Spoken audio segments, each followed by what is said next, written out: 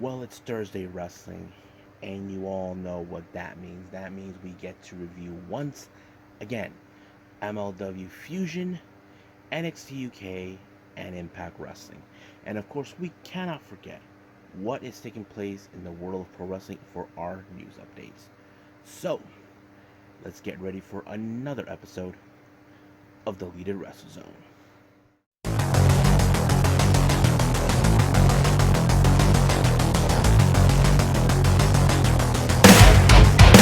Are you ready?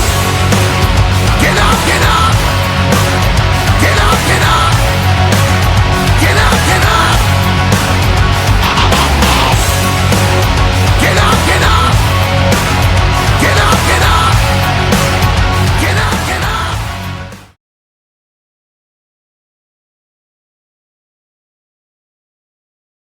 Welcome everybody to the Deleted Wrestle Zone, all things that is pro wrestling with AEW, NXT, New Japan Pro Wrestling, Impact Wrestling, the National Wrestling Alliance, various promotions, wrestlers, matches, and championships.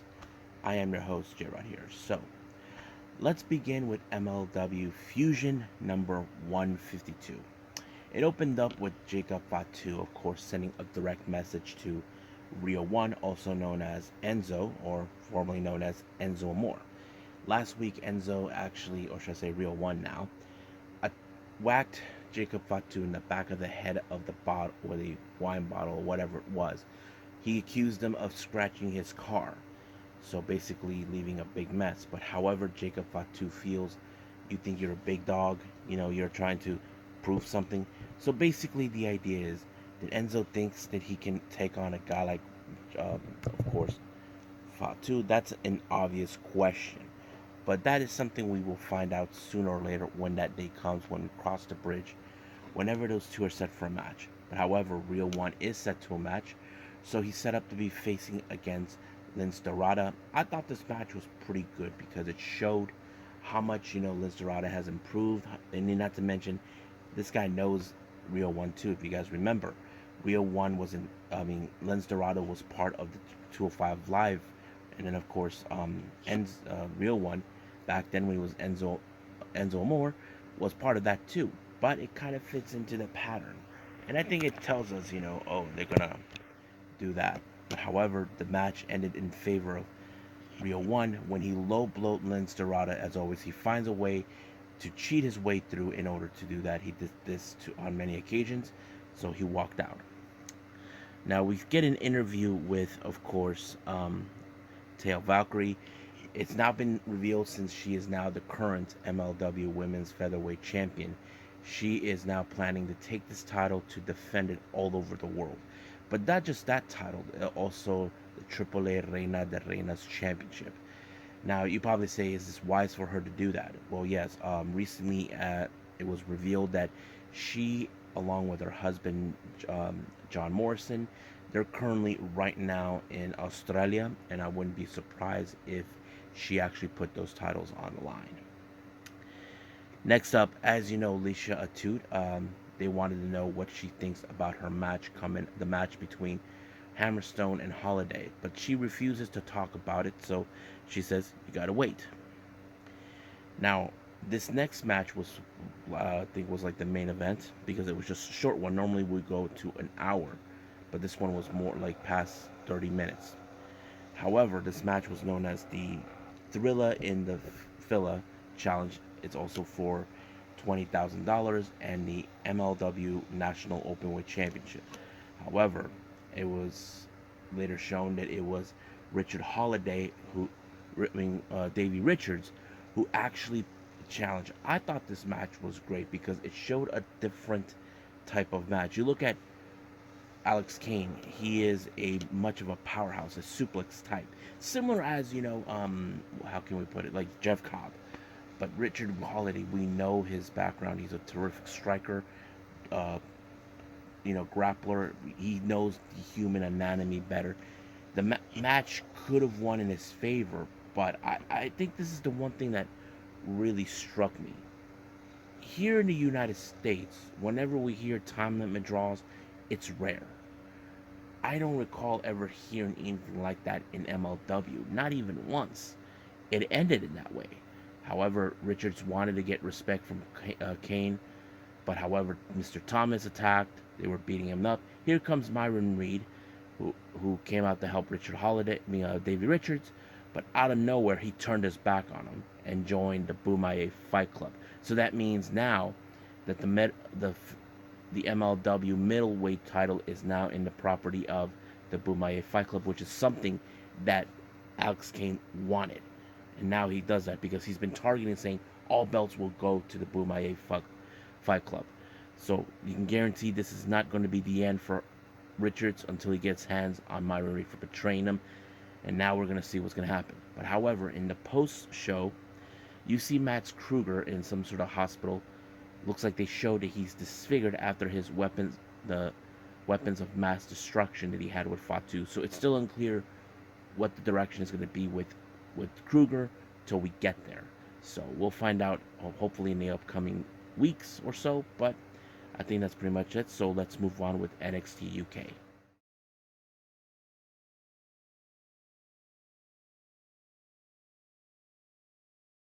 Okay, NXT UK. This one was a very interesting one that I think we all can enjoy. It opened up with Tiger Turan versus Kenny Williams. Now, it's still no telling the story about Tiger Turan. What's his business with Kenny Williams now? Kenny Williams doesn't understand why Tiger Turan has been torturing him, stalking him, the whole thing. But later he started to suspect that Tiger Turan could be his old pal, Amir Jordan. Now, if you remember Amir Jordan, he and Kenny Williams were one of the very tightest wrestlers together. They've been tag teaming until Kenny decided to cross the line by cheating his way through and betraying his friend. But of course, in the process, there was a match between those two, and Kenny Williams won, but the losing stipulation that the person has to leave NXT UK forever. So this match was more like, Kenny wants to prove once and for all that Tiger Turan is Amir Jordan. However, he completely lost when Tiger Turan pulled up an upset. But of course, Kenny Williams didn't care anymore. He wanted to prove that, of course, Amir Jordan is in fact Tiger Turan. But apparently, he removed the mask. There was a secondary mask. He tried again. There was another mask. So basically, so on and so on. But during the digital exclusive, he thinks that it's Tiger Turan's no longer his problem.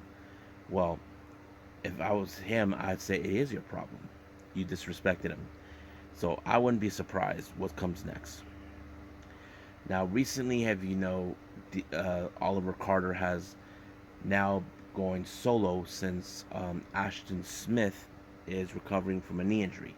But this gave the advantage for De Familia, most specifically Tailman, Rohan Raja, and of course Charlie Dempsey to join De Familia, believing that they will be his true family. But Carter seems like he's not interested. But when you're not interested in De Familia, excuse me, there's a chance that you may have to pay the price for it. It looks like it's going to happen next week between Oliver Carter and Tailman.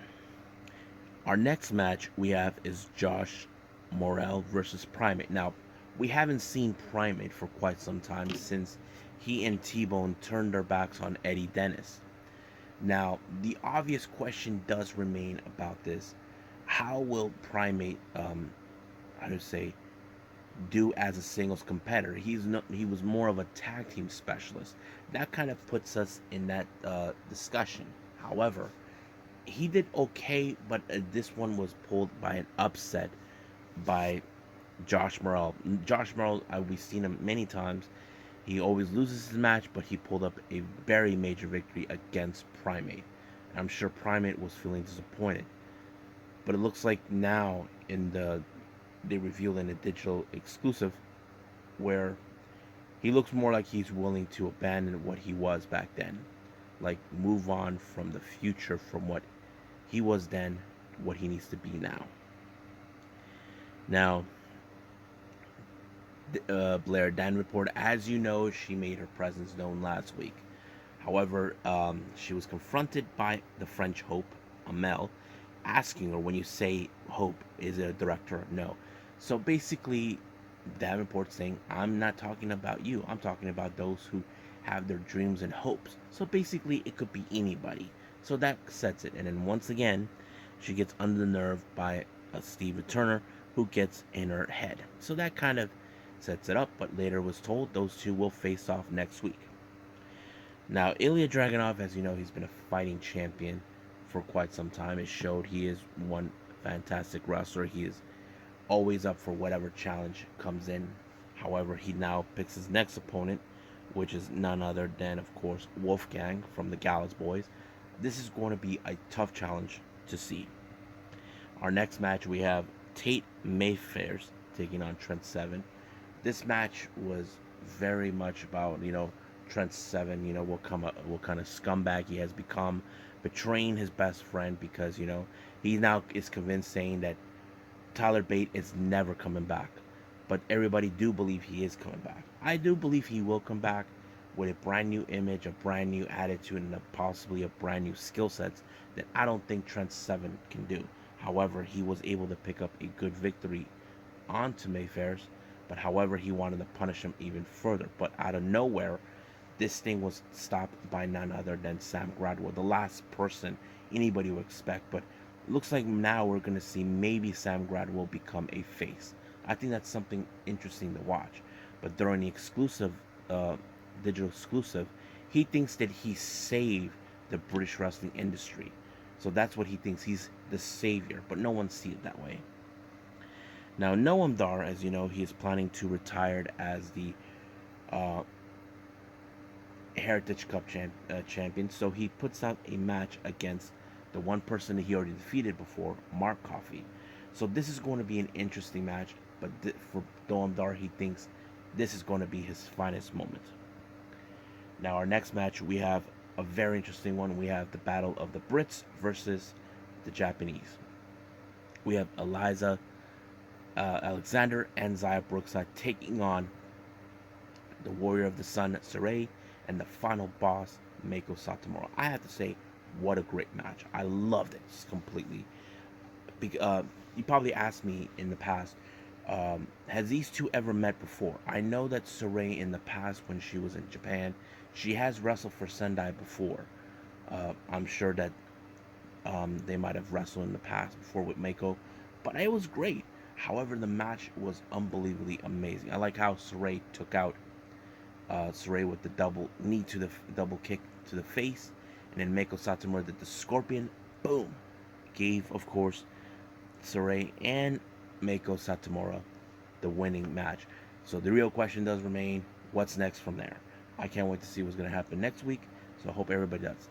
So I believe right now we're done with this. It's time to move on with Impact Wrestling.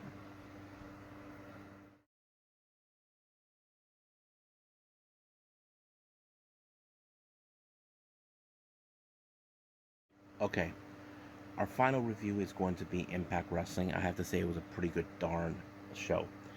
Opened up with an X Division Championship match, and we had the surprising debut of Alan Angels, or as we know him as Five, with the Dark Order, making his debut. As you know, his contract with AEW finished by the end of last month. It was surprisingly that now we're going to see. I think this match was amazing. Now we got to see Alan be different than he was back then with the Dark Order. I'm sure the Dark Order and everybody else in AEW are proud of him for his debut match. It was great.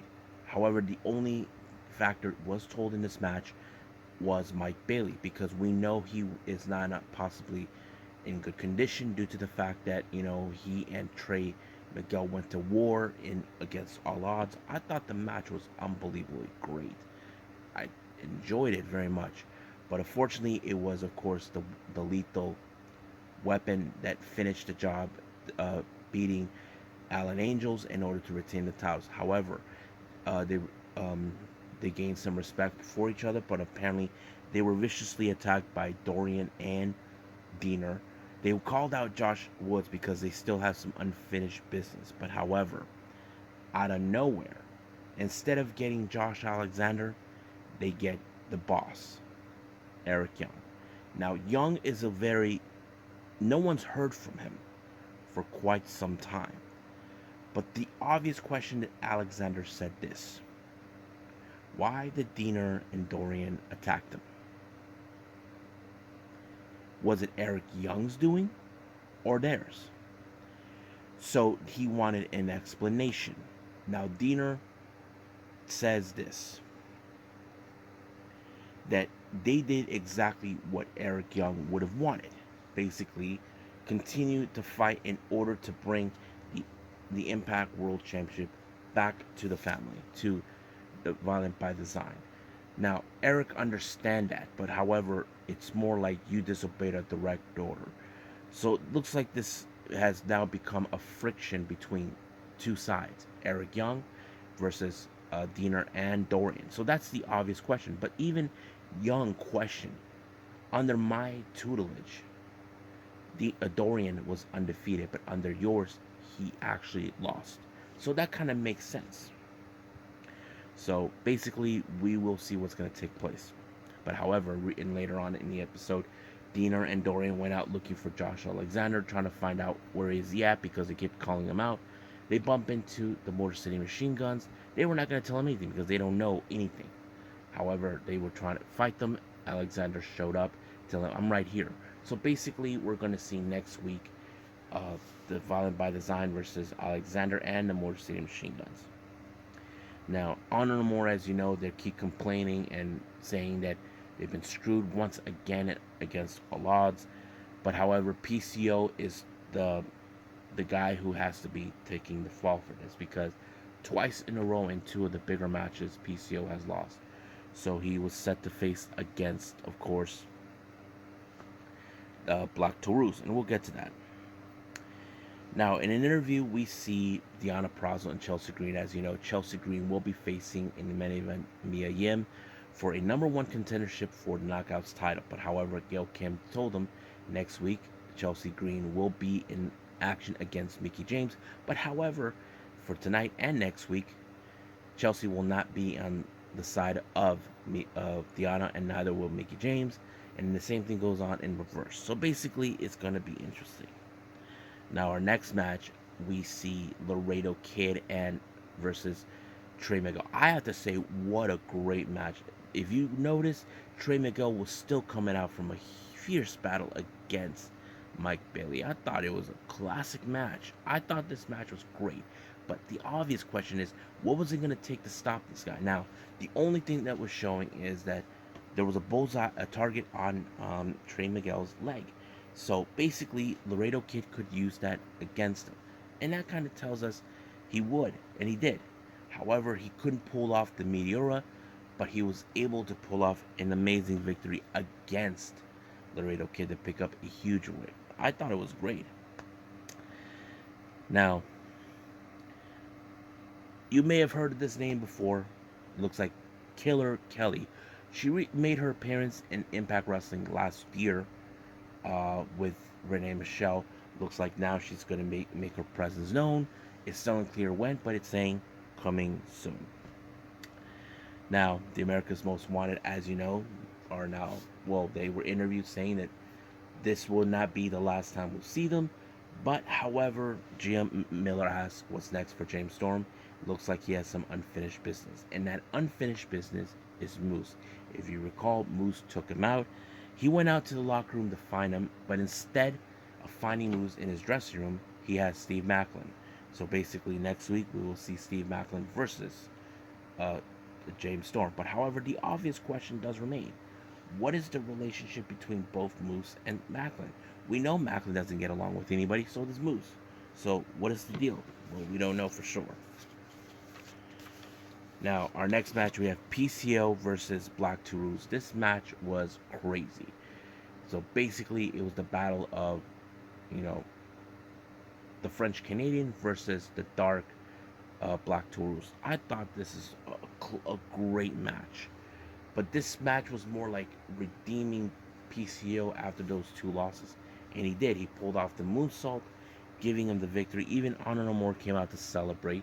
And they were about to hurt the Crazy Steve. But without them realizing, Heath shows up, declaring that he's going to take out one by one. And I think Honor No More did not anticipate this. While speaking of what's been going on with Honor No More. Looks like Bullet Club are also keeping an eye on them because, as you know, Honor No More has enemies in every side. The Bullet Club looks like they're not done. So basically, next week we will see members of the Bullet Club versus Honor No More. Now, Brian Myers, as you know, he is the new digital media champion that he beat Rich Swann. Looks like someone else, looks like Johnny Swinger wants a shot, and so does Bhupinder Gurjar. I thought this was going to be interesting. So next week we will see those two face off, Gurjar and Swinger. Now, our next match we have Shera along with Raj Singh to take on Rich Swann. I thought this match was unbelievably great because, you know, another battle of the David versus Goliath. But what I did like is how Rich Swann was able to take out Raj Singh from getting involved, and he did. But I have to say the way he was trying to take out Shera with those kicks was the deal maker. It showed a lot of grit until he pulled off the 450 splash. It was over right from there. Now, the influence went to confront Giselle about what transpired at Against All Odds, with Marsha Slamovich giving an envelope with a picture with a red cross onto to Neil Dashwood. Now, Giselle did confess, saying, you know, how to say, that she's going to kill her. So basically, we will see that match take place sooner. Now, recently we have seen now, after what happened last time with Tail Valkyrie and Rosemary, Havoc was nowhere to be found. So Rosemary made the decision that she's going to head to the Undead Realm, and Tail wants to go with her. But she's saying that, look, whatever happened in the past, I want to be willing to put that behind us and help you. So basically, she wants to have her back no matter what. So this is going to be interesting. Now, our main event is the number one contendership for the Knockouts title. We have Deonna Purrazzo versus Mia Yim. I thought this match was great. It was so amazing. I loved it. I totally did. Every move that they did, it went great. They kicked out great until finally near the end, Yim did some explosive moves. You know, I did not anticipate that. It did allow her to pick up a win. And now we are determined we have a number one contender for the Knockouts title. So I have to say it was great. I loved this episode of Impact. I hopefully see what's going to be in store next week. So I think that's pretty much it what we got for today for the reviews. Let's move on with news updates.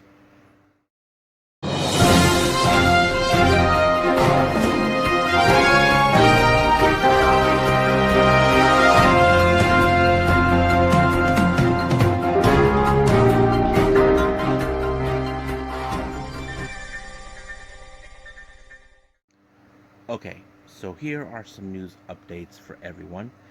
It was told by Fightful Select that Pat McAfee has signed a multi-year extension with WWE. So this is great news for WWE to have him be there. We know he can do a great job. What he does, I know everybody is happy. Next up, speaking of WWE, it's now been reported by PW Insider that Sasha Banks and Naomi have been removed from WWE's eternal roster. So that means there is the strong possibility they are no longer with WWE. I know there's been talk about people saying, would it be possible to see those two at AEW? It's a possibility, but the problem is we have too many wrestlers they have to maybe let go or not resign. That's the obvious question, but we will find out soon when we find out. Now, this came in on the New Japan of America Twitter page. It was told for the upcoming event taking place on the 30th of July at Nashville, Tennessee. This one's called Music City Mayhem. We're going to have the first match was announced. We're going to have Jon Moxley taking on El Desperado. Now, El Desperado mentioned on recently during the post-match comments that he wants to challenge Moxley. So he called him out. So it looks like that wish has finally going to come true for him. Now, this was announced on the Twitter page of Impact. We have Kushida will make his debut on the 16th of July. I'm so excited. He will be making his debut on Derby City Rumble on the 15th and the 16th of July. So I'm happy. Now, our last update, this one was coming from Jordynne Grace. It turns out that Jordynne Grace said some negative things about Chris Benoit, about hope he burns in hell and all this other stuff. However, certain people came onto the defense of Chris Benoit, most likely Chavo Guerrero, and saying that she lost her credibility, all this and that. Now, Jordynne said that they understand that, but the things that he did, like basically, she's like saying, so you rather just ignore that he's a fantastic wrestler. That's something that many fans have been trying to say, but we'll see what happens. I don't know how this is going to be handled because this is very controversial what's been going on. But I think that's pretty much it right now with the news updates, so let's call it a day. Well, I hope everybody enjoys this episode. Coming up, I will be reviewing the upcoming Stardom, the New Blood. This one will have some interesting matches where we have Miyu Amasaki taking on Julia, Maya Sakurai taking on Yuri, the Cosmic Angels, consistent of Mina and Unagi, teaming up with Colors, Yuko Sakurai and Rina Mikura, or Amin as she calls, to take on three members of what of Odatai, Ruka, Starlight Kid, and Rina, where they team up with Aruka Umasaki, who they had met twice, and there's plenty other things that will be taking place, and not to mention Waka will be taking on Ram Kaicho, so that's going to be a very interesting development. And we cannot forget AEW Rampage and NXT Level Up. If there's any other events that I'm going to review, I will put those as soon as possible, or we'll see what goes on. So as of for right now, I'm gonna say I'll see you guys in the next DWZ time, same DWZ channel. I must bid all of you adieu. So goodbye, mwah, and have a nice day. Bang.